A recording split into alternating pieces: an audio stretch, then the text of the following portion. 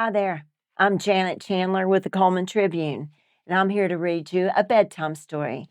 Tonight I'm going to be reading My New Teacher and Me by one of my favorite artists, Mr. Al Yankovic. We also know him as Weird Al Yankovic. The first day of school, it was finally here. I wonder who'd be my teacher this year. Then at 8:30 sharp, a tall stranger walked in. He stood by the chalkboard and stroked his long chin. He said, "I'm Mr. Booth, and I'm happy to say I'll be teaching you all about fractions today. Now open your textbooks to page number 3." And that's when he stopped and he stared right at me. He said, "You, young man, why's that filth on your shirt?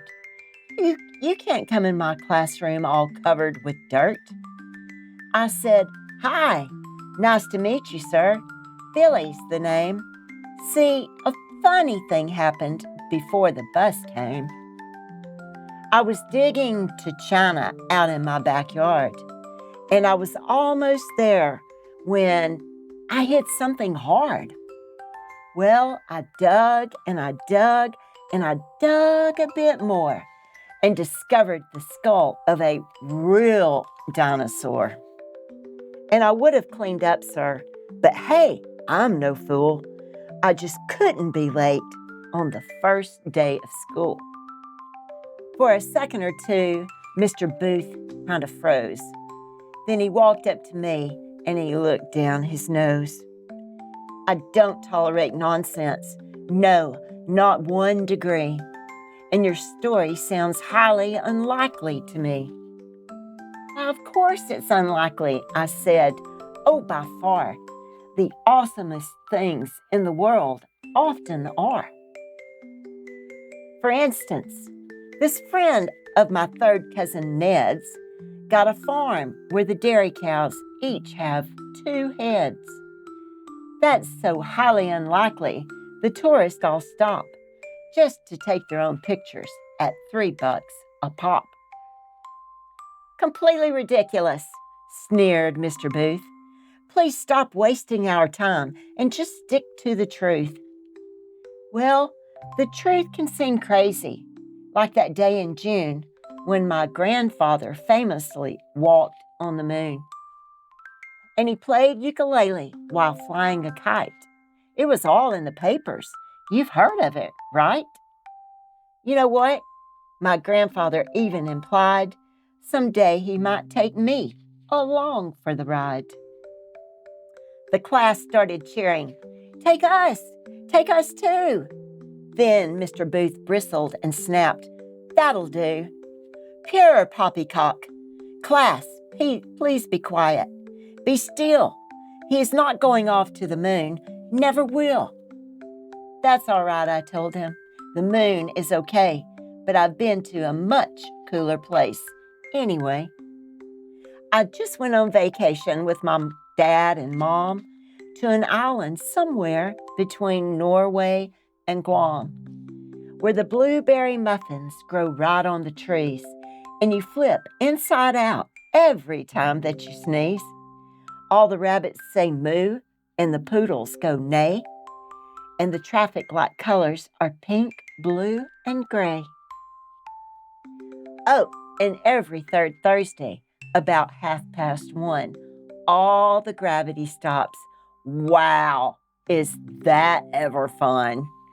There's a squid eating contest, and hey, if you win it, they let you be king for exactly 1 minute. Then everyone does what you tell them to do. Man, I sure hope we get to go back there next year, too." Mr. Booth didn't care for that story one bit. He furrowed his brow and said, "Okay, that's it. Admit that your stories are simply absurd. I just do not believe them, not one single word." Then I cleared my throat and said, Well, sir, just 'cause you don't believe doesn't mean it's not so. Just 'cause you can't imagine it, that doesn't mean that it simply can't be or won't ever be seen. I'll bet every great thinker and leader we've got could see all kinds of things other people could not. So then why get upset if somebody like me tries to look at the world just a bit differently? Enough, Mr. Booth said. No more of these stunts. You'll march straight to the principal's office at once. Something slipped from my book as I walked to the door. Mr. Booth picked it up, and his jaw hit the floor. It was me and a cow with not one head, but two. Oh, I was planning to give that to you. It's a little good luck gift. I got it for free. He stared at the photo, then looked back at me.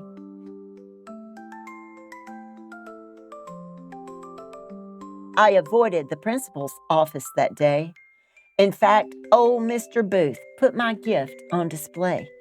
He steals a quick glance at it once in a while, and I'm not even kidding. I once saw him smile.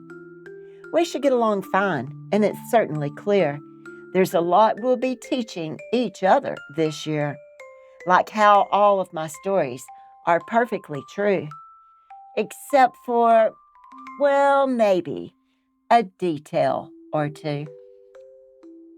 The end. Good night, and have some sweet dreams.